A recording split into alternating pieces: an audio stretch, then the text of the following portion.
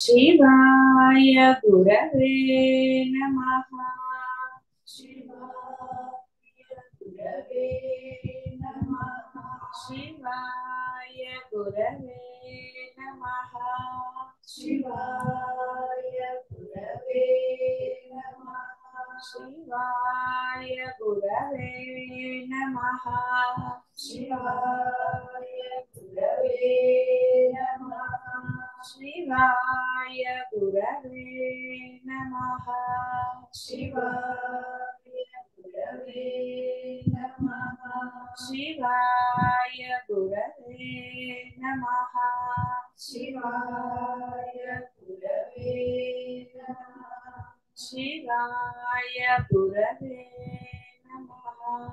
शिवाय गुरवे नमः। शिवाय गुरवे नमः। शिवाय गुरवे नमः।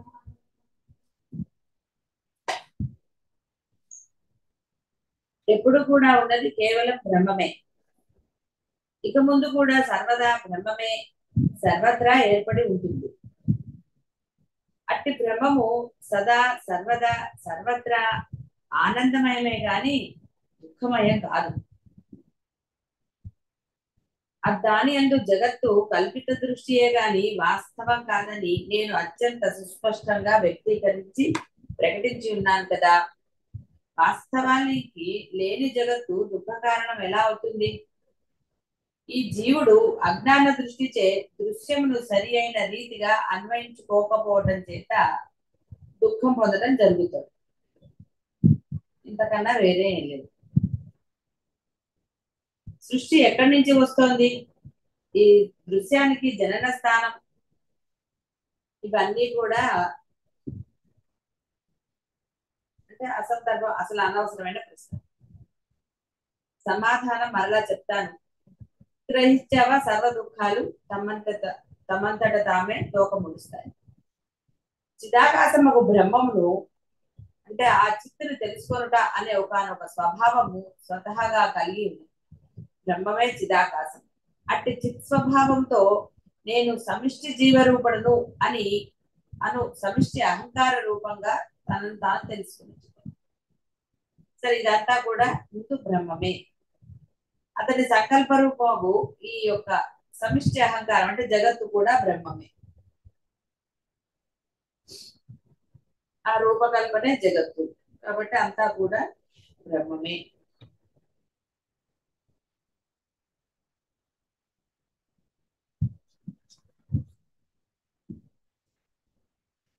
కాబట్టి సమస్తము ఏదై ఉన్నదో అట్టి బ్రహ్మమునందు వాస్తవానికి బ్రహ్మదేవుడు గాని జగత్తు గాని ఒకంత కూడా జనించనే లేదు. జన్మరహితమగు పరబ్రహ్మమే అయి ఉన్నది.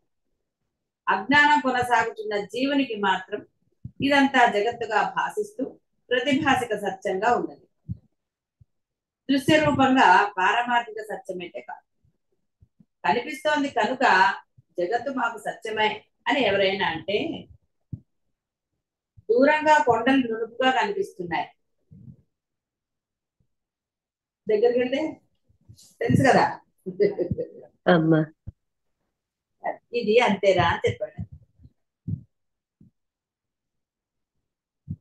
కాబట్టి ఎన్ని భేద రూపములతో కనిపించినా ఈ జగత్తు వాస్తవానికి ఇదంతా అభేద రూపమైన బ్రహ్మమే.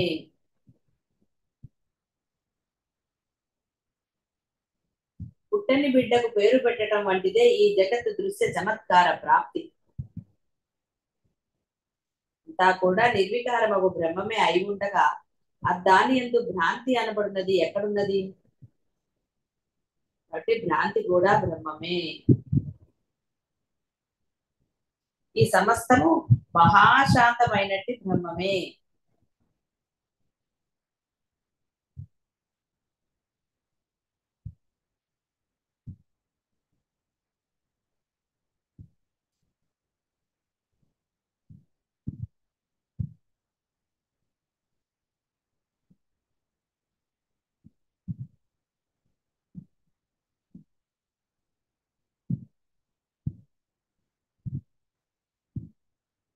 అవిద్యా దృష్టిచే జగత్తు యొక్క యథార్థ తత్వం ఏమిటో తెలుసుకొనబడటం లేదు. విద్యా దృష్టి చేత ఈ జగత్తు ఒకంత కూడా లేనిదే అని తెలియబడుతుంది. అంతా కూడా చిత్రూపమే.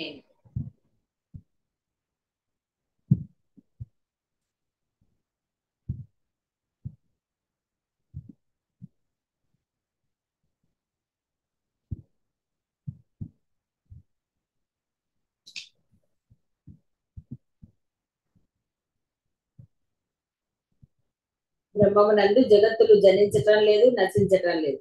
జీవన్ముక్తులు ఈ విషయం తెలుసుకుని ఉన్నవారై పరమశాంతులై ఉంటారు.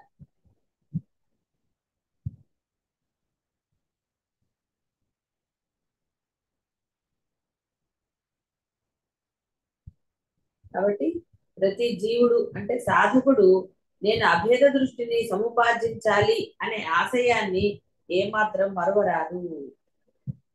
అప్పుడు తదనంతరం భేద దృష్టి యుక్తియుక్తంగా తొలుగుతూ ఉండగా ఉత్తమమైన ఆత్మజ్ఞానం ఆవిర్భవిస్తుంది.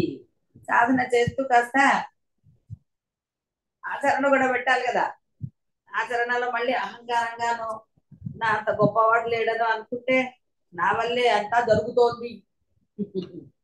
సరే, ఒక్కొక్క అభిప్రాయాలు అంటే అలాంటివన్నీ కూడా ఉంటే కనుక ఉత్తమమైన ఆత్మజ్ఞానం లభించదు.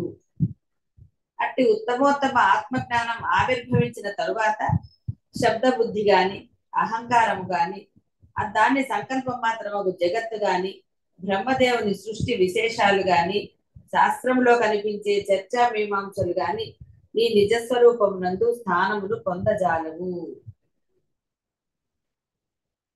అప్పుడు పరిపూర్ణత్వం లభిస్తుంది. బుద్ధి సరిగ్గా ఉంటుంది.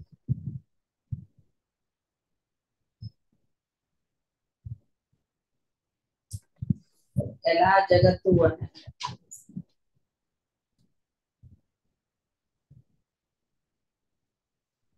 ఆత్మకు ఎప్పుడైతే ఈ దేహాదులందు ఇచ్చట నేను ఉన్నాను అన్నది ఏర్పడుతుందో ఆ మరుక్షణమే మరొక చోట నేను లేను అని కూడా అప్పటికప్పుడే భాషిస్తుంది. స్వ ఆత్మయే వస్తుకృత పరిచ్ఛేదము, దేశకృత పరిచ్ఛేదం అని రెండు రూపాలుగా ఉన్నది.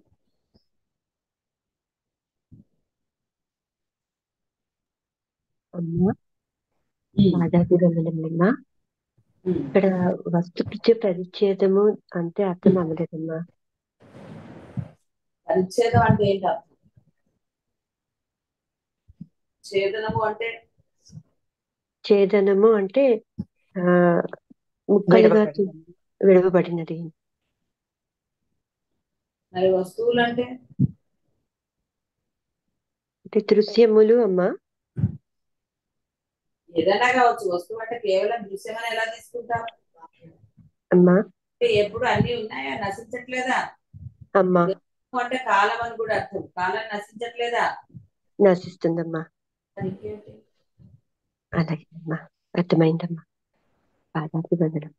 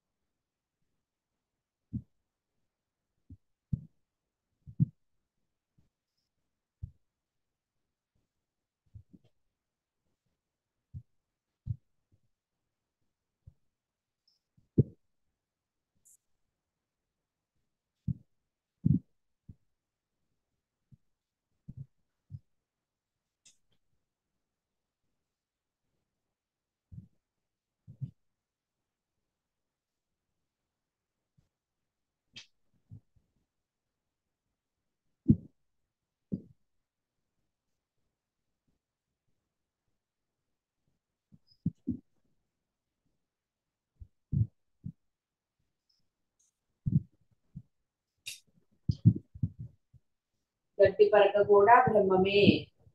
కాబట్టి కర్త భోక్త సర్వవ్యాపకము ఈశ్వరుడు కూడా బ్రహ్మమే.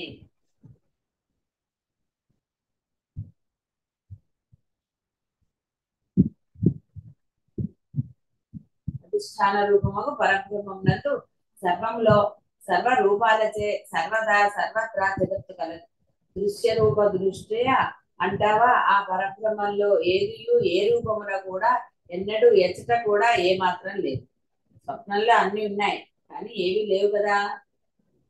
అదే ఇది కూడా సర్వము బ్రహ్మమయమే, సమస్తము యథార్థం.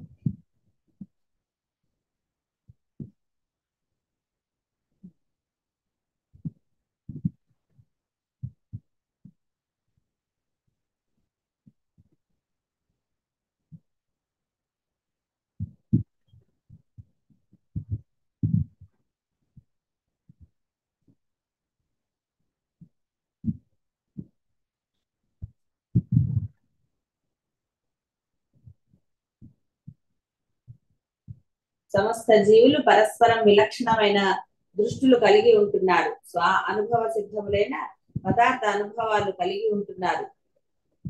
వారి వేరు వేరైన వివిధ రీతులైన విధి నిషేధముల గురించిన అభిప్రాయములు, వివిధములైన సంకల్ప అనుభవ విశేషములు కలిగిన వారే వాసన కామ్య కర్మలను అనుసరిస్తూ ఆయా వ్యవహారములందు పాల్గొనుచున్నారు.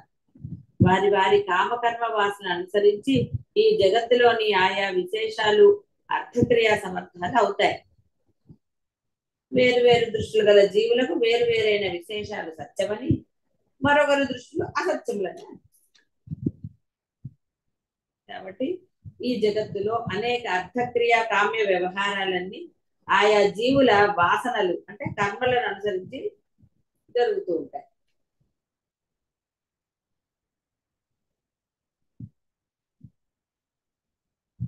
ఆత్మదృష్టిచే వేరువేరుగా తమ తమ అనుభవముల దృష్ట్యా కనిపిస్తున్నదంతా కుందేటి కొమ్ము వలె అసత్యమే. పరబ్రహ్మమే సర్వరూపమే సర్వ అనుభవములకు కారణమై తాను మాత్రం అప్రమేయమై ఉంటూనే ఈ జగత్ రచనకు ఆధారభూతమై ఉంటుంది.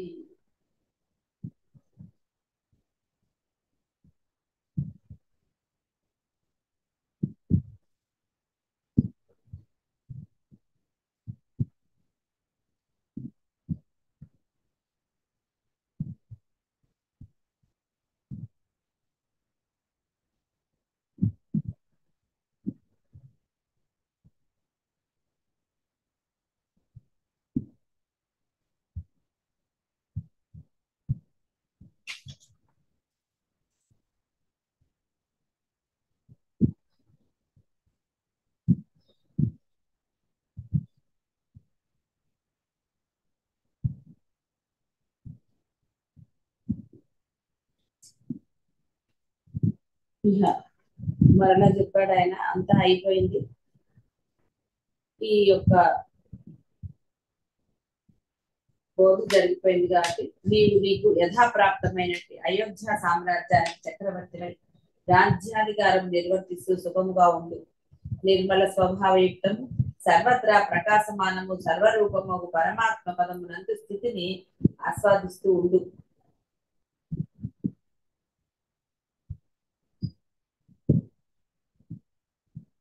ఆశీర్వదించాడు. సరే,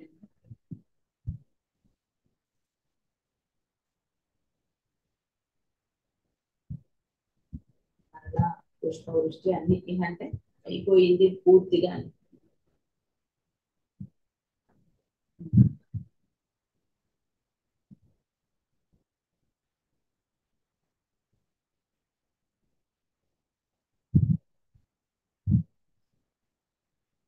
దశరథుడు కూడా మాకు చాలా బాగా తెలిసిందయ్యా. ఈ మానవ జన్మని ఎలా సార్థకం చేసుకోవాలో అర్థమైంది. కర్మల యొక్క అవధి ఏమిటో తెలిసింది అని అన్నాడు ఆయన. జన్మ పరిపూర్ణమైంది, కృతకృత్యులమయ్యాము. ఆపదలు ఎక్కడ ముగుస్తాయో అట్టి పరమావధి లభించింది. ఆత్మ వస్తువు పరమ జ్ఞేయమైన ఆత్మ వస్తువుని తెలుసుకుందామన్నారు.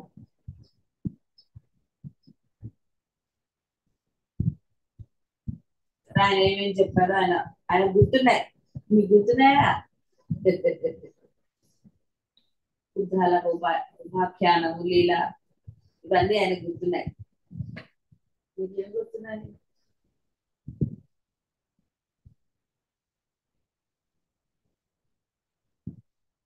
కాబట్టి మీరు ఇంత జ్ఞానం ఇచ్చేశారు కాబట్టి ఏమి ఇచ్చుకుని మీ రుణం తీర్చుకుంటామయ్యా. మేము మీ పాదాలకు సహస్రధ సాష్టాంగ దండ ప్రణామములు మాత్రమే సమర్పించుకోగలం. నా సర్వస్వం ఇక సర్వదా మీకు అనుసరణలోనే ఉండునట్లుగా నన్ను నియమించుకోమని చెప్పాడు.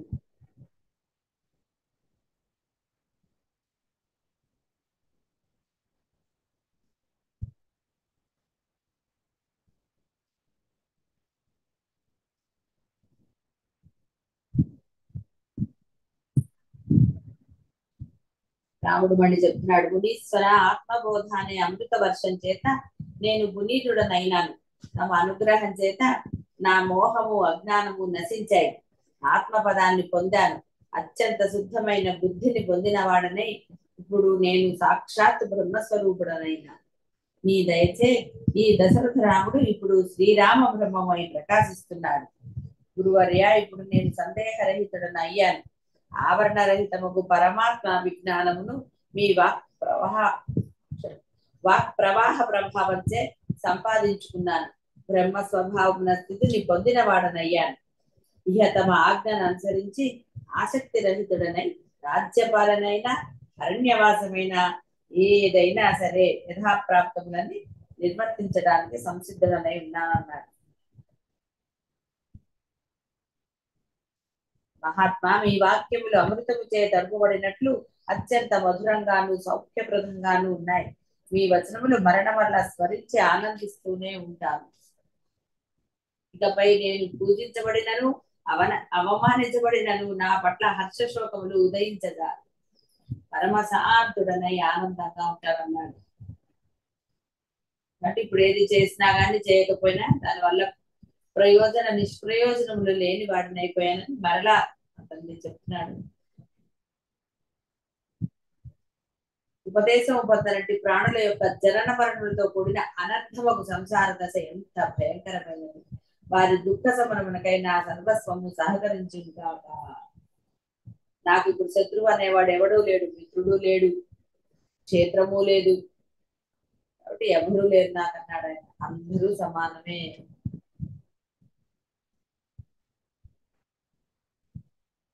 మీ కరుణా కటాక్ష వీక్షణం చేత అట్టి అజ్ఞానం నాకు నశించింది, అంటే జ్ఞానబోధ జరిగింది. అందుచేత ఇప్పుడు నా మనసు బుద్ధి కూడా ప్రశాంతంగా సర్వార్థ సుందరంగా ఉన్నాయి. గురువర్య, తమ అనుగ్రహం లేకపోతే ఇటువంటి శుద్ధమగు ఆత్మదృష్టి మేము ఎలా తెలుసుకోగలుగుతాం, పొందగలుగుతాం?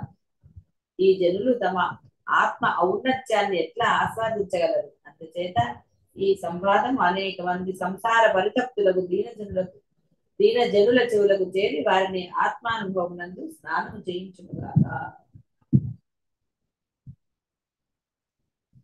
కాబట్టి నావలెన్నిదే ఎవడు సముద్రాన్ని దాటలేడు. అలాగే మీ బోధ అనే నామ సంసార సముద్రము అనేక మంది జనులచే దాటించలేదు. సద్గురువులకు మీకు సర్వదా.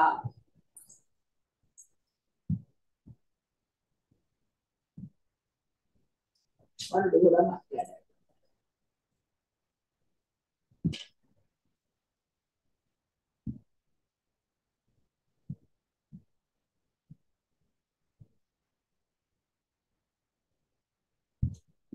సరే, అంతా చెప్పాడు లక్ష్మణుడు కూడా. ఈ జనులు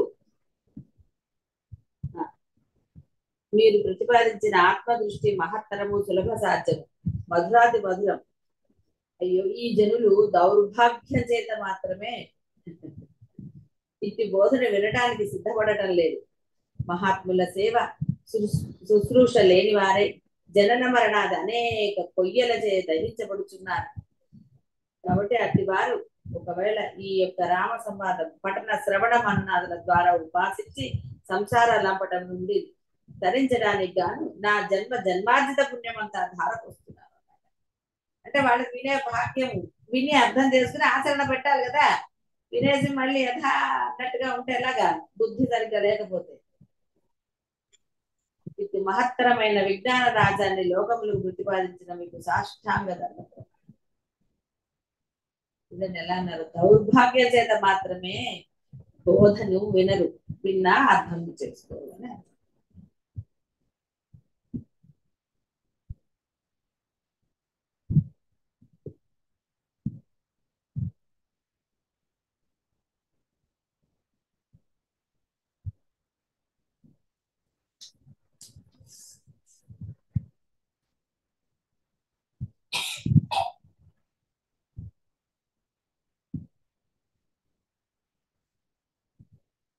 అందరూ మాట్లాడారు. ఆ గురువులకి నమస్కరించాడు ఆయన.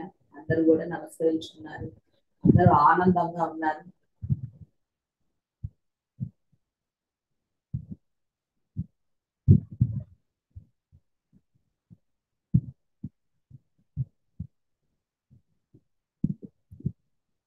దశరథ మహారాజు మళ్ళీ అడిగాడు,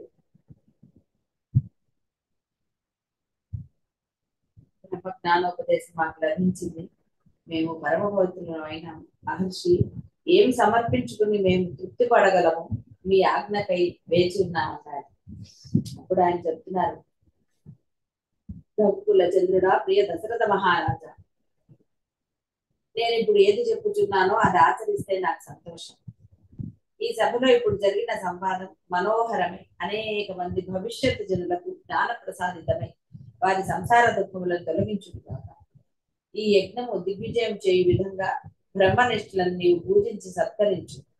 పవిత్ర వేద శాస్త్రములకు బ్రాహ్మణ సమూహాలను సంభావన సమారాధనలతో సంతోషింపచే. ఈ వశిష్ఠ రామ సంవాద యజ్ఞము ముగించు సమయంలో వేదాంగవేత్తల నుండి వేదగానం శ్రవణం చేసి వారిని బహువిధములుగా సత్కరించు. మోక్షోపాయముకు ఈ గ్రంథ కథ యొక్క పరిసమాప్తి ఎందు అది దరిద్రుడు కూడా తన శక్తి కొలది వేదవేత్తలకు బ్రాహ్మణులను సత్కరించారు.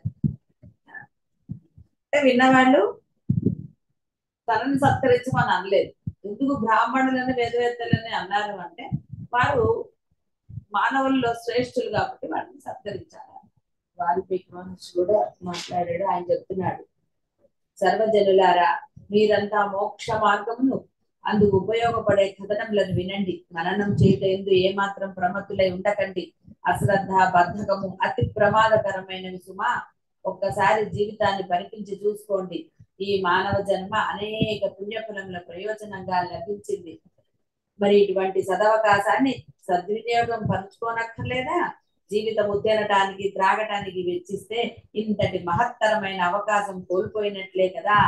అయ్యో, రామచంద్రుడు లోకంలో విశదీకరించి చెప్పినట్లుగా బాల్యావస్థ అంతా క్రీడలందు ఆసక్తితో అజ్ఞానంగానే గడిచిపోతోంది. ప్రౌఢ వయసు రాగానే తృష్ణ అనే వికారము జన్మార్జితమై ఉన్నందువలన అది బయలుదేరి అనేక గృహ, పుత్ర, దార, ధనాదుల పట్ల మమత్వ రూపంగా ప్రకటితమై యవ్వనమంతా బూడిద పాలు చేసేస్తోంది. వార్ధక్యము నిస్సత్వ, నిస్సహాయత, నిష్ప్రయోజనమైన కోపము, తాపము, ఆవేశములతో నిండిపోయి ఉంటుంది. ఇటువంటి పరిస్థితులలో అశ్రద్ధ, బద్ధకము ఎంత ప్రమాదము. కాబట్టి లేవండి, నడుము బిగించండి, ఉత్తమ కర్మలను, సాధనములను ఆశ్రయించండి, విఘ్నులకు, ఆత్మవేత్తలను ఆశ్రయించండి. మీ స్వరూపంపై గల మీ సందేహాలను తొలగించుకోండి. మోక్షోపాయ కథనాలను పారాయణం చెయ్యండి. ఈ యొక్క ప్రవచనములు బుద్ధితో, అంటే సరైన బుద్ధితో హృదయస్థం చేసుకొని మీ అప్రమేయము, నిత్యము, సమున్నతము, అఖండము ఆత్మ యొక్క స్వరూప స్వభావాలలో ప్రవేశించిన వారై ఈ జగత్తులను మీ ఆత్మ సంకల్ప మాత్ర దేహంగాను, మీ ఆత్మచే ఆకర్షించబడిన భావనా కల్ప మాత్రంగాను దర్శించి తరించండి. సర్వజీవులలో వేంచేసి ఉన్న ఆత్మతో ఏకత్వం పొందిన వారై సర్వాత్మకులై ఆత్మతత్వాన్ని, అంటే ఆత్మానందాన్ని పొందండి అని ఆయన కూడా చెప్తున్నారు. ఎంతమంది చెప్పినా మన బుద్ధి మారాలి కదా. జనులకు మహాత్ముల శిక్షణ చేత ఆత్మతత్వ జ్ఞానాన్ని లభిస్తుంది. ఉత్తమ ధర్మ నిరతి సేవల చేత తత్వజ్ఞులకు వారిని ఆదరణపూర్వకంగా ప్రశ్నించి బోధ ఉపాయుక్తంలో కథనముల శ్రవణము చేతను అప్రమత్తమైన ఉత్తమ బుద్ధి గలవారు ఆత్మతత్వాన్ని పొందుతుంటారు కదా. బుద్ధి ఎప్పుడు వక్రంగా పోతూ ఉంటే, మూర్ఖంగా ఉంటే ఏం చేస్తారు? వాడికి ఉపదేశం అంతా కూడా బూడిద పాలు అన్నారు కదా. తృష్ణ అనే వికారం, కాబట్టి ఆ మమత్వం, పుత్ర, దార, ధనాదుల పట్ల ఉన్న మమత్వం, ఆ వ్యామోహం, అది యవ్వనం అంతా, అంటే ఆ యొక్క మోహం. ఇక్కడ యవ్వనం అనే కాదు, ఏ వయసులో అయినా సరే గృహ, పుత్ర, దార, ధనాదుల పట్ల ఆ మోహము మీ యొక్క మానవ జన్మ ప్రయోజనాన్ని బూడిద పాలు చేస్తుందని అర్థం. కాబట్టి వార్ధక్యంలో ఇంకా చేసేదేంటి? ఇవన్నీ కూడా అనవసరమైన కోపాలు, అనవసరమైన మాటలు, అహంకారయుద్ధమైన మాటలు, చేతలు, లేనిపోయినవి. దాంతో అది పోయింది. ఇంకా బతుకేముంది అక్కడ? ఎన్నాళ్ళు బతుకుతామో తెలియదు. ఏ నిమిషానికి ఏం జరుగుతుందో అనేది అందరికీ తెలిసిన విషయం. ఇవాళ ఇవాళ కాదు, ఈ క్షణం ఉన్న మనిషి మరుక్షణం ఉంటాడో లేదో తెలియదు. ఉన్న వాడి సత్తువ ఏమైపోతుందో తెలియదు. ఉన్నట్టుండి మనిషికి ఏం అంటే ఏం రోగం ప్రాప్తిస్తుందో చెప్పగలరా? మరి కాళ్ళు చేతులు ఉన్నప్పుడే బుద్ధి సరిగ్గా పెట్టుకుని ఆ బుద్ధితో సరిగ్గా ప్రవర్తించేయాలి. అంతేగాని ఉన్నప్పుడు అహంకారంతో దాంతో ప్రవర్తిస్తే ఏం లాభం? మారకుండా ఒట్టి మాటల వల్ల ఎప్పుడు ఏది జరగదు. లోపల నుంచి శుద్ధమైన మనస్సుతోటి చెప్పాలి.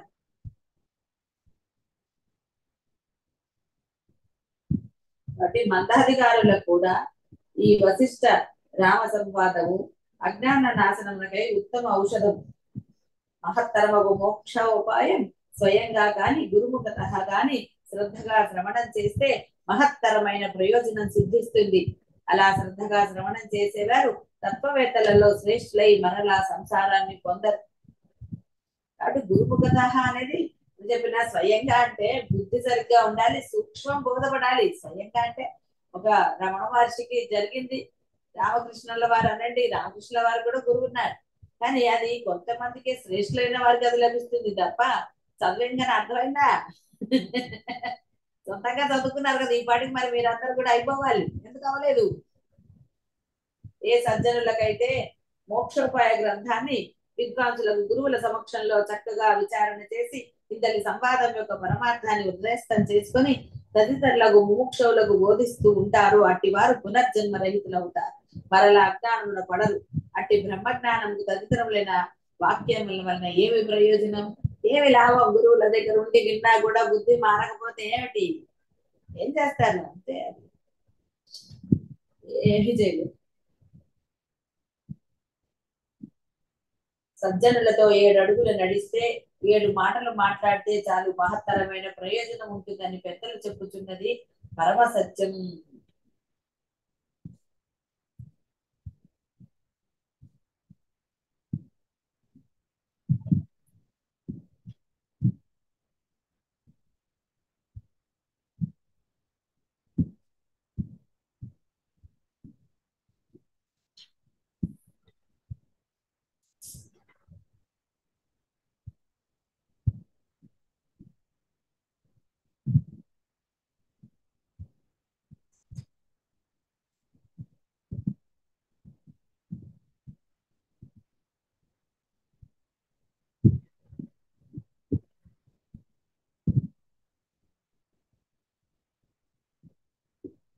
దీపం వెలుగుతూ ఉంటే దాని ప్రకాశంలో నాట్యరంగంపై నర్తకుల నృత్యం కొనసాగుతూ ఉంటుంది.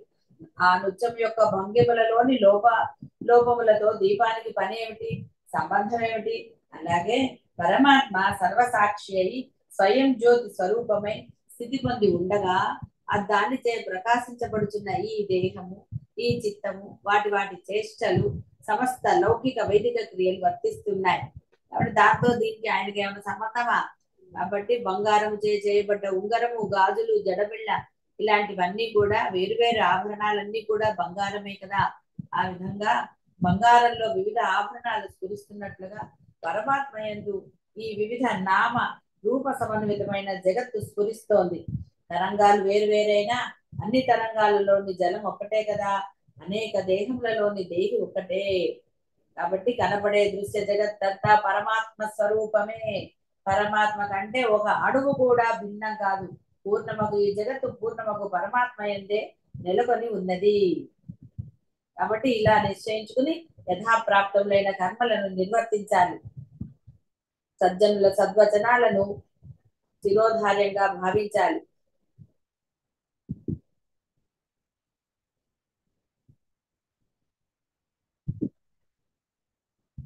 కాబట్టి ఆత్మజ్ఞానం పరమ పురుషార్థము. ఆత్మజ్ఞానం ఉపదేశించిన గురువునకు మహోపకారంతో సమానమైనది ఏది శిష్యుడిచ్చుకోగలడు? అందుచేత నా మనోవాక్కాయ కర్మలచే ఆత్మ నివేదనం చేసుకుంటున్నాను అన్నాడు. గురువులు ఆశించేది అదే, అంతే తప్ప ఏదో ఆశించదు. కాబట్టి ఇక్కడ సర్వము బ్రహ్మం కాబట్టే దుష్ట శిష్యులనైనా ఎలాంటిది చేసినా వాళ్ళని భరిస్తారు.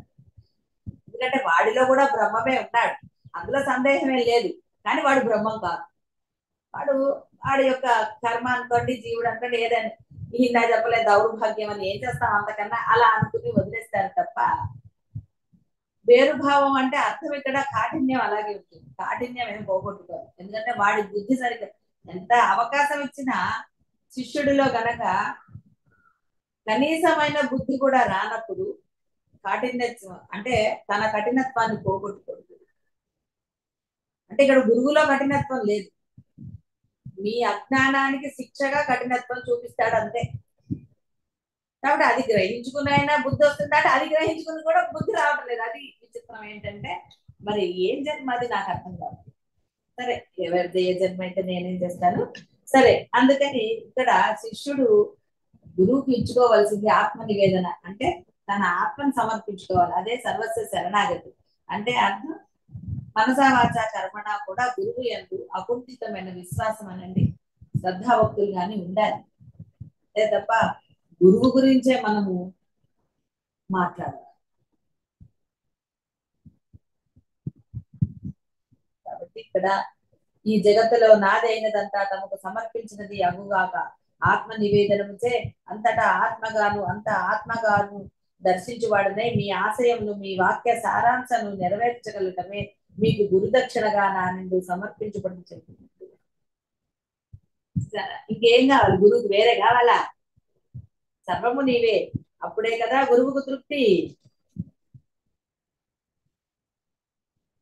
అంటే ఏం కావాలి గురువుకి?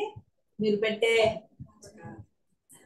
అందుకని పెట్టే విషయాలు అనవసరంగా మనసుని ఇది పెట్టుకుని దొంగ మాటలు ఇవన్నీ అబద్ధాలు గురువుల దగ్గర ఎందుకంటే అబద్ధాలు.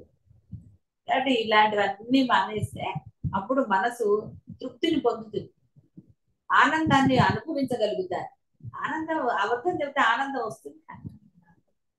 అందుకని దొంగ పనులు దొంగ మాటలు మానేయండి. అప్పుడు మనసు అంటే ఏదైతే బోధ జరిగిందో అది మీకు రావడానికి క్షణం పట్టదు. గురువు అనుగ్రహం. గురువు అనుగ్రహం ఎందుకు లభించటం లేదంటే మీ దొంగ మాటలు దొంగ పనులే. అవి పూర్తిగా గురువు సమక్షంలో అయినా మానేయాలి కదా. అప్పుడు బయట చేయకుండా గురువు ఇది చేస్తారు. మీరు గురు సమక్షంలోనే ఎలా చేశారు అనుకోండి కదా, స్వచ్ఛంగా లేరనుకోండి, చేసే పనుల పట్ల చేసే మాటల పట్ల సేవ పట్ల వ్యవహారం పట్ల మీకు స్వచ్ఛత లేనప్పుడు గురువు అనుగ్రహం ఎలా లభిస్తుంది? లభించదు కదా. కాబట్టి సమయం అంతా వృధా అవ్వట్లేదు, బూడిదలో పూసిన పన్నీరు అవుతోంది.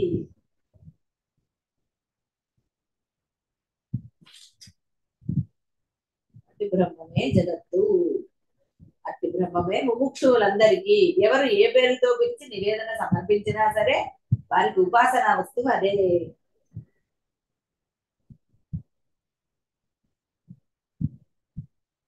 బ్రహ్మానంద స్వరూపుడు, బ్రహ్మానంద పరమసుఖదం కేవలం జ్ఞానమూర్తి, గంగాతీతం గగన సదృశం తత్వమస్యాది లక్ష్యం ఏకం నిత్యం విమలం అచలం సర్వధీ సాక్షి. సర్వధీ, ధీ అంటే బుద్ధి, సర్వధీ సాక్షి చదివేస్తున్నాను కాదు, సర్వధీ సాక్షిభూతం భావాతీతం త్రిగుణరహితం శ్రీ వశిష్టం నతాస్మః. బ్రహ్మానంద స్వరూపులు, జ్ఞానోపదేశముచే ఆత్మసుఖాన్ని ప్రసాదించువారు, కేవలము జ్ఞాన స్వరూపులైన వారు, ద్వంద్వములన్నిటికీ అతీతులైన వారు, ఆకాశం వలె నిర్మల అఖండ స్వరూపులు. ఓ బిడ్డ నీవే బ్రహ్మము అనే ఆశయము కలిగి ఉండి ప్రతివాక్యము బోధించువారు, ద్రష్టలందరి యొక్క ఏకైక స్వరూపులు, భూత వర్తమాన భవిష్యత్తులందు యథాతథము అఖండాత్మ స్వరూపులు, అత్యంత నిర్మల స్వరూపులు, సర్వ చలనములకు ఆధారభూతమై తాను మాత్రం చలనాదులు కలిగి ఉండనట్టి నిశ్చల కూటస్థ స్వరూపులు, సమస్త ప్రాణుల యొక్క బుద్ధి వృత్తులకు సాక్షి అయిన వారు, భావముల కంటే ముందే ఉన్నట్టి భావాతీత స్వరూపులు, త్రిగుణములచే స్పృశించబడిన వారు వశిష్ఠ మహర్షి స్వరూప పరబ్రహ్మమునకు మేమందరం నమస్కరిస్తున్నాం అన్నారు. అందరు కూడా, అంటే మమ్మల్ని మహర్షులు అన్ని కూడా. కాబట్టి అది ఎవరికి బుద్ధిలో బుద్ధి వచ్చి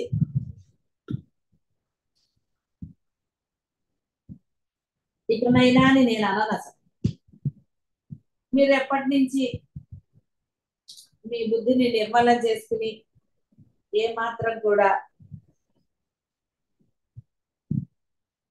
ముఖ్యంగా గురువు సమక్షంలో గురువు పట్ల గురువుకు చేసే మీ సేవల పట్ల, అది ఏదైనా కావచ్చు, వంట కావచ్చు, ఇంకోటి కావచ్చు, ఏదైనా కావచ్చు, మాట చేత అన్ని కూడా ఎప్పుడైతే స్వచ్ఛములై ఉంటాయో బాగా గుర్తుపెట్టుకోండి. స్వచ్ఛములై ఉండాలి, అనవసరమైన పనులలో చేయకూడదు. ఏది చేస్తానని ప్రమాణం చేసుకుంటారో అది ఎట్టి పరిస్థితిలో మానరాదు. అంతేగాని ఒక రోజు రెండో రోజుకి మళ్ళీ బద్ధకం, అప్రమత్తులై ఉండాలి. బద్ధకాలు పనికిరావు. గురువు ఏది ఎప్పుడు చేస్తారో తెలిసినప్పుడు పొద్దునైనా సాయంత్రమైనా అలర్ట్నెస్ ఉండాలి.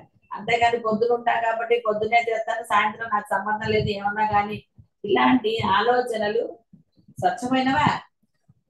తెలిసినప్పుడు సర్వవేళ సర్వావస్థల యందు కూడా మనసు నిస్వార్థంగానే ఉండాలి, నిశ్చలంగా ఉండాలి.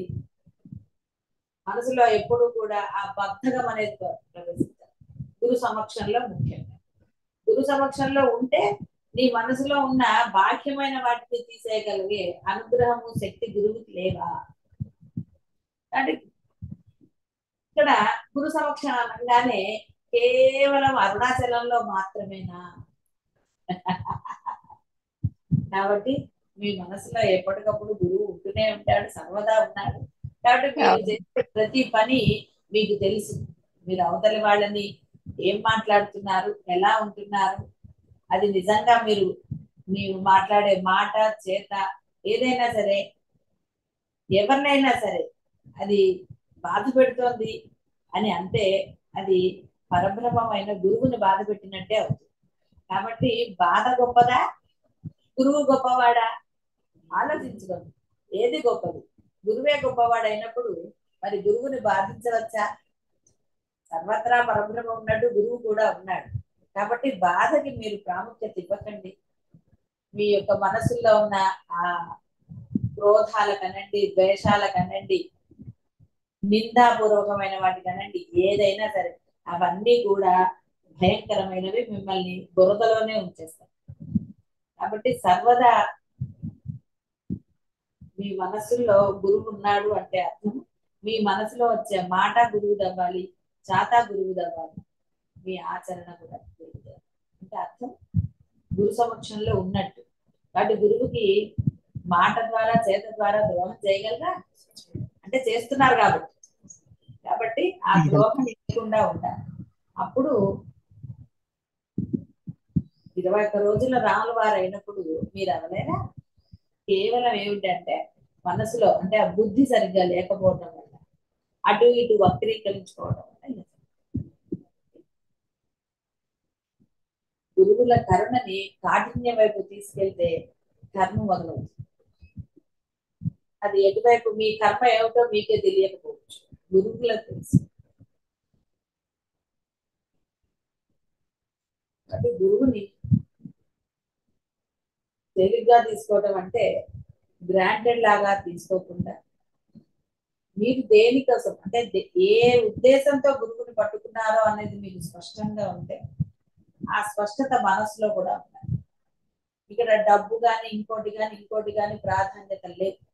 గురువు ఏనాడు వాటికి ఇవ్వలేదు, అది గుర్తుపెట్టుకో. కాబట్టి ఆ ప్రాధాన్యత మీరు ఇచ్చినన్ని రోజులు మీ మనసులో కల్మషం ఉండి తీరుతుంది. కల్మషం ఉంటే దానికి మీరు ప్రాధాన్యత ఇచ్చిన, గురువుకి కాకుండా మీరు దేనికి ప్రాధాన్యత ఇచ్చిన, బ్రహ్మంకి కాకుండా, గురువు అన్నా బ్రహ్మం అన్న ఒకటే అన్నారు కదా. ఆ భావం స్థిరంగా ఉండాలి అంటే ఇంట్లో వాళ్ళు అన్ని సమర్థులు చెప్పరాదు. మీ మనసులో మీరు ఎవరికి ఇస్తున్నారో స్థానం అనేది పక్క వాళ్ళతో ఉందాయన్నా, వాళ్ళు ఏమన్నా మీ మనసులో దూరారా? కాబట్టి మీ మాట అలాగే ఉండాలి, ప్రేమపూర్వకంగా ఉండాలి, సామరస్యంగా ఉండాలి. మీ చేత కూడా పక్క వారిని ఇబ్బంది పెట్టేదిగా ఉండకూడదు. అంటే బాధ అనేది మనిషికి ఉండవచ్చు కాక, కానీ ఆ బాధ మిమ్మల్ని బురదలోకి పడేసేటట్టుగా ఉండకూడదు. మీరు మీలో ఆనందాన్ని, ఆత్మానందం అనండి, ఆనందాన్ని పొందనివ్వదుగా ఉన్నప్పుడు ఆ బాధ అనుభవించడంలో విఘ్నత ఉన్నదా? లేదు. కాబట్టి బోధ జరిగినది కాబట్టి మాట చేతులతో పక్క వారిని హింస పెట్టకుండా, నిందించకుండా మీరు ఆత్మానందాన్ని పొందడానికి మీ యొక్క సాధన మీరు చెయ్యండి. పక్క వారిని చూస్తే సాధన కుదరదు. సాధనే అత్యంత ధ్యేయమైన వస్తువు. మీ మానవ జన్మ సార్థకం చేసుకోవడం అనేది మీ చేతుల్లో ఉన్నది. బాగా గుర్తుపెట్టుకోవాలి. ఇక్కడ ఇక్కడ ఇంకొక విషయం, కొత్త వాళ్ళు కూడా ఉన్నారు కాబట్టి అందరికీ చెప్తున్నాను. ఒకరి నుంచి మీకు బాధ కలిగింది, ఇక్కడ గురువుని ఇంక్లూడ్ చేయకండి. గురువుకి రుణానుబంధాలు ఏం లేవు. మేము అన్నాం కాబట్టి గురువుకి రుణం నేను బాధ పెట్టాను కాబట్టి అనిపించి మాట, నాకేం బాధలు లేవు. మీరేదన్నా అంటే అది మీకే దోషమే, మిమ్మల్నే పట్టుకుంటుంది, అంతేగాని నన్నేం పట్టుకోదది నాకు. కాబట్టి ఇక్కడ బాగా గుర్తు పెట్టుకోండి. కొత్త వాళ్ళు విజయ, చిట్టమ్మ, ఇంకా కొంతమంది ఎవరో ఉన్నారు.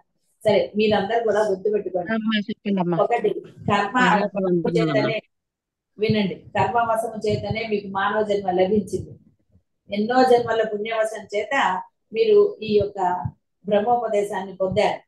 కాబట్టి ఇక్కడ ఈ కర్మలు ఇవి ఏమిటి అంటే, ఆ కర్మ విశేషం అనండి, లేదా ఈ యొక్క వాటి దాటితే తప్ప మీకు మోక్షం దొరకదు.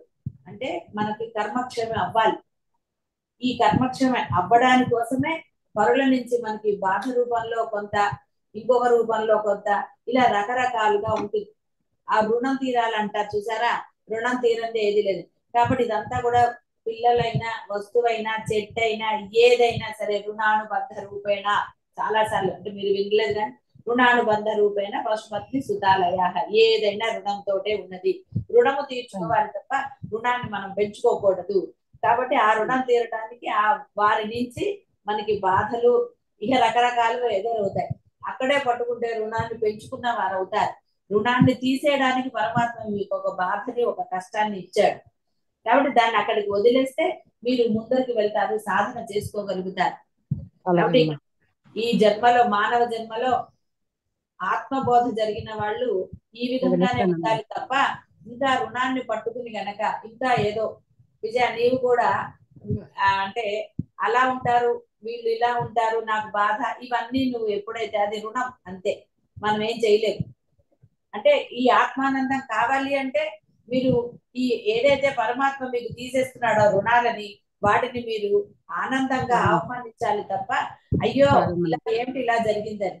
రమణ మహర్షి చెప్తారు, సాధనలో మనకి ఎవరైతే ఆప్తులని మనం భావిస్తామో, మోహం ఉంటుందో, అది బంధాల పట్ల కావచ్చు, మన వస్తువుల పట్ల కావచ్చు, దేని పట్ల అయినా మోహం ఉన్నదో, సాధనా మార్గంలో, సాధన అంటే ఈ పరబ్రహ్మం కోసం చేసే సాధన, జీవ బ్రహ్మైక్య స్థితి కోసం చేసే సాధన ఎందు, వాటి నుంచే మనకి బాధలు, మొట్టిగాయలు అంటాడు ఆయన, అవి తగులుతూనే ఉంటాయిట. నీకు బుద్ధి వచ్చే వరకు ఆ యొక్క మొట్టికాయలు తగులుతూ ఉంటాయిట.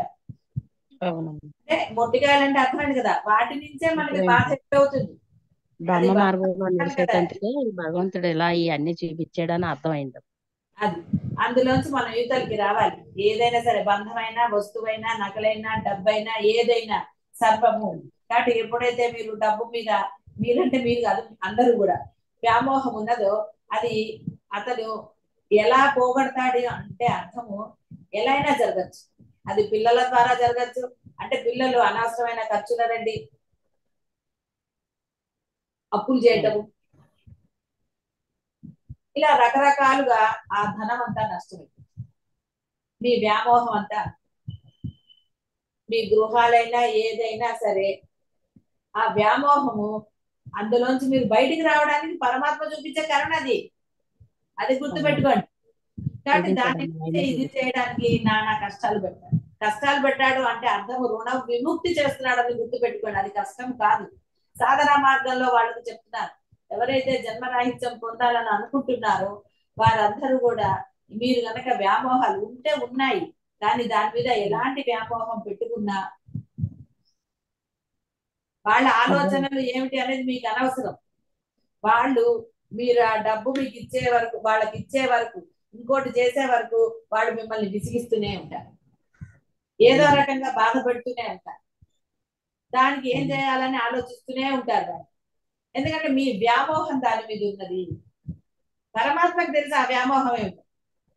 అందుకని ఆ వ్యామోహం తగ్గే వరకు దాని నుంచే మీకు ప్రాబ్లమ్స్ ఉంటాయి. దేని మీద అత్యంత వ్యామోహం ఉంటుందో, నా బాధ్యత, లేదా ఇంకోటి, ధర్మం కానిది బాధ్యత అంటారు, లేదా నా ధర్మం అంటారు, అవన్నీ అబద్ధాలని మీకు తెలీదా? కాబట్టి ఇవన్నీ కూడా మిమ్మల్ని బాధ పెడతాయి, సాధన నుంచి అవతలికి తీసుకెళ్ళిపోతాయి. కాబట్టి నేను కూడా సాధకుడు అనేవాడు, అందుకనే కృష్ణ పరమాత్మ కచ్చిత్ ధీర అన్నాడు. ఆ ధీరత్వం ఏంటో మీకు ఇప్పుడు అర్థం అవ్వాలి. ధీరత్వం అంటే ఎలాంటి కష్టాలు వచ్చినా, ఎవరు మనల్ని ఎంత బాధ పెట్టినా, మన యొక్క గృహ ఆరామాలు కానివ్వండి, డబ్బనండి, నగలనండి నష్టపోయినా మనము ధైర్యంగా సాధన వదలకుండా ఉన్నవాడే ఇక జన్మరాహిత్యాన్ని పొందుతారు. అయితే ఇక్కడ అందరికీ అన్ని జరిగినట్లే, ఎవరికి దేని పట్ల వ్యామోహం అధికంగా ఉన్నదో దాని నుంచే మీకు ఇది కలుగుతుంది. దాని నుంచి మీరు విడుదలైతే తప్ప సాధన ముందుకు వెళ్ళదు, జన్మరాహిత్యం పొందలేరు. అందుకనే గురు సేవ ఎందుకు నిర్దేశించబడినది, గురువు పట్ల ఎందుకు ఉండాలి అంటే, ఈ వ్యామోహాలని గురువు అయితే చిటికలో తీయగలుగుతాడు. అందులోంచి ఇప్పుడు మీ వ్యామోహం ఏంటో మీరు ఒప్పుకుంటారా? అంత లేదండి అంటారంటే ఉందనే కదా అర్థం. ఉన్నదమ్మా. అందులో బయటపడేయడం కోసం మళ్ళీ ఏడుకోడు. వినండి వినండి, నేను మాట్లాడినప్పుడు మీరు మధ్యలో మాట్లాడరాదు, నేను మధ్యలో గ్యాప్ ఇచ్చినప్పుడు మాట్లాడండి. కాబట్టి ఇక్కడ మీరు అంత లేదమ్మా, ఇంతకు ముందు అంత లేదు అంటే అర్థం ఉన్నదనే కదా. మరి ఉన్నది ఎలాగ మీ మనసులను స్వచ్ఛం చేస్తుంది? కాబట్టి ఇక్కడ ఆ మాటలు వినడానికి గురువు పెద్ద ఇష్టపడడు. మొదట్లో ఇష్టపడతాడు, బోధంతా అయిపోయిన తర్వాత కూడా అది ఎలా ఇష్టపడతాడు గురువు?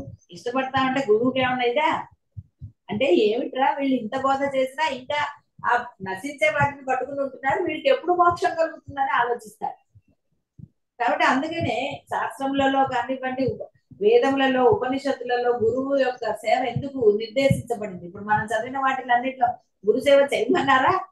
పర్లేదు, చేయక్కర్లేదు. కేవలం ఆచరణ చాలన్నారు, చెప్పబడలేదు.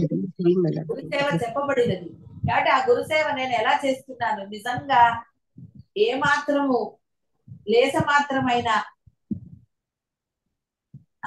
భేద దృష్టితో, భేదం లేకుండా చేస్తున్నానా? నా మనసులో భావనలు ఉన్నాయా? బద్ధకంగా ఉందా? పర్లేదులే, ఎలా చేస్తే ఏమైంది, గురువు గారు ఏమన్నారు కదా అన్న భావన. కాబట్టి లేస మాత్రమైన ఏ భావనలు ఉన్నా గురువు అనుగ్రహం పరిపూర్ణంగా లభించదు కాదు. కాబట్టి గురువు అనుగ్రహం మీకు లభిస్తే ఏ వ్యామోహం మిమ్మల్ని బంధిస్తోందో దాన్ని పటాపంచలు చేయగలుగుతారు. మరి ఆ వ్యామోహాలు మీ అందరూ మీరు తీసుకోలేకపోతున్నారు కదా, సాధన చేస్తున్నారు కానీ వ్యామోహం తగ్గిందా? అంత లేదండి, అంత లేదంటున్నారు. ఎప్పుడు అడిగినా కదా, 2 ఏళ్ల క్రితం అడిగినా అంత లేదు, ఇప్పుడైనా అంత లేదు. అంటే ఉంది కదా పరిపూర్ణంగా. ఎందుకు మీరు జయించలేకపోయారు? అభిమానం చెప్పాను కదా, మోహం అంటే కేవలం బంధాలే అనను, రకరకాలు. ఒక్కొక్కడి మోహం ఒక్కొక్కరికి, అందరికి ఒకేలాగా ఉంటుందా? రకరకాలు. కాబట్టి అవన్నీ కూడా లేకపోతే ఎందుకంటే గురు సేవలు చేస్తారు, పనులు చేస్తారా? అనుగ్రహం లభించాలి. కాబట్టి దైనందిన జీవితంలో మీ యొక్క ఆచరణ ముఖ్యం అని కూడా చెప్పాడు గురువు. ఎందుకంటే సర్వదా మీరు ఉండలేదు. కాబట్టి ఆచరణ ఏమిటి? వారు కూడా మీ యొక్క గురు స్వరూపాలే అని మీరు భావన చేసినట్టు. నేను ఉదాహరణలు కూడా చెప్పాను. కొంతమంది అలాగా తాము పూజించే దైవాలని అనుకున్నప్పుడు వారికి ద్వేషం రాలేదు. వాళ్ళు అది ఎవరికైనా సరే, అత్తగారు మామగారైనా కోడళ్ళకైనా ఎవరికైనా సరే వారు హాయిగా ఉండగలిగారు వాళ్ళతో. ఎప్పుడైతే అవతలి వ్యక్తితో నాకు బాధ కలుగుతోంది అన్నప్పుడు, అది నేను భరించలేకపోతున్నాను అన్నప్పుడు, వారిలో కనుక మీ ఇష్ట దైవమో, ఇప్పుడు ఇష్ట దైవాలు లేరు కదా, గురువో బ్రహ్మమో ఎవరో ఒకళ్ళనే పట్టుకోమని చెప్పా. ఇద్దరిని చూడకండి, ఒకళ్ళని ఇద్దరుగా విడదీస్తే కష్టం కదండి. ఏకత్వం ఎప్పుడు మంచిదే. కాబట్టి వారిలో మీ గురువునో బ్రహ్మానో మీరు చూసుకుంటే మీరు వారి పట్ల వేరు భావంతో, వారు ఉంటే ఉండవచ్చు కాక మీలో భేదం రాకుండా ఉంటుంది. మీలో భేదం రాదు కాబట్టి మీరు బ్రహ్మములు అవుతారు. అది బాగా గుర్తుపెట్టుకోండి.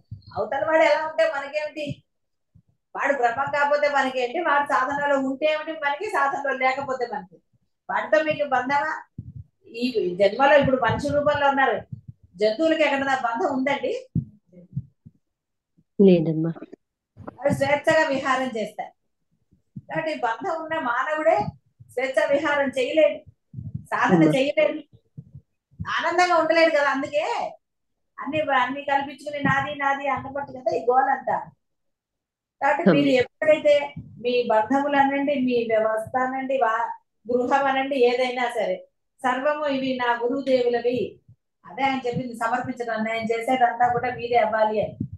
అన్ని సర్వము గురుదేవి అన్నప్పుడు ఇంటిని భయంకరంగా ఉంచగలరా? బూజులు గట్రాలు చెత్తా చెదారంతో లేదమ్మా. స్టవ్కి బూజులు, మరి ఇంకేమి ఇవి సేవ? అలాంటి దాంట్లో గురువుకి వండి పెట్టవచ్చా?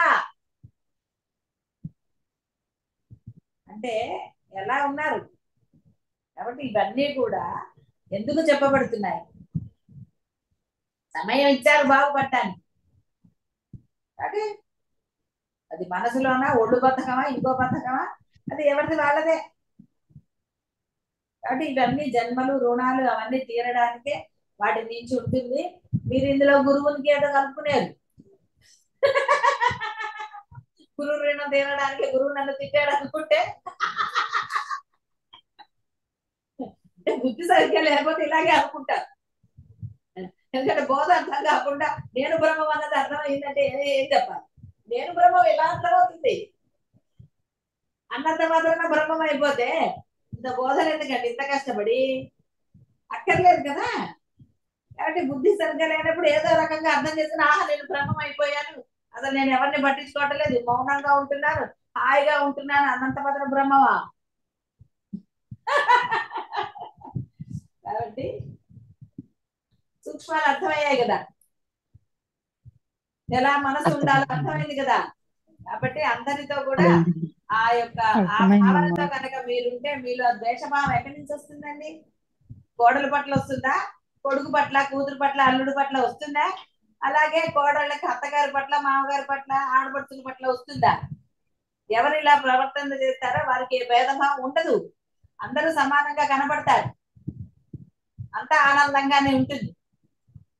అప్పుడు ఎక్కడైనా పని చేయడానికి నీరసమో ఇంకోటో వస్తాయా? మరి గురు సమక్షంలో ఏం రావటం లేదు కదా. గురు సమక్షంలో రానప్పుడు ఇంట్లో వస్తుందంటే అర్థం ఏమైంది? అక్కడ గురువు లేడని అర్థం. అదే కదా. కాబట్టి అక్కడ కూడా గురువు ఉన్నాడు అనుకుంటే ఎందుకు వస్తుంది నీరసం? ఏం చేయాలో చెప్తారు, ఏది మాట్లాడాలో అదే మాట్లాడతారు, ఆనందంగా ఉంటారు అక్కడ కూడా. కాబట్టి సర్వత్రా ఆనందమే ఉన్నది, సర్వత్రా బ్రహ్మమే ఉన్నది, సర్వత్రా ఆనందమే ఉన్నది. ఇది అర్థమైతే ఎవరు కూడా రెండో విధంగా ప్రవర్తించారు. కాబట్టి అర్థమైన వాళ్ళు ఏమిటో మీకు మీరే తెలుసుకోండి. శుభం భూయాత్.